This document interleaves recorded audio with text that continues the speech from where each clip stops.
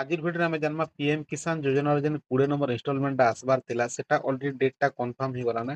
ଆପଣମାନଙ୍କୁ ମୁଁ ଦେଖେଇ ଦଉଛେ ଦେଖୁନ୍ କି 2 ଅଗଷ୍ଟ 2 ଅଗଷ୍ଟରେ 20 ନମ୍ବର କିସ୍ତିଟା ଆପଣଙ୍କଟା ଆସିଯିବା। ନେକ୍ସଟ ଆଉ ବେଶୀ ଦିନ ନାଇଁନ ଯେନ୍ଟା କି ଆଜି ହେଲା 29 ତାରିଖ ବୋଲେ 30 31 1 ତାରପରେ 2 ତାରିଖ ମାତ୍ର 3 ଦିନ ରହିଲା।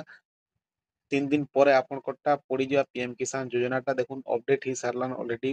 ୱେବସାଇଟ ରେ ଆପଣ ଦେଖି ପାରୁଥିବେ ଯେନ୍ଟା କି କମିଂ ସୁନ୍ ଲେଖା ହେଇଛି ଦେଖୁନ୍ 9.7 କରୋड़ ପିଏମ୍ କିଷାନ ବେନିଫିସିଆରୀ के 2 ଅଗଷ୍ଟ ରେ ମିଲିଯିବା ପିଏମ୍ କିଷାନ ଯୋଜନା।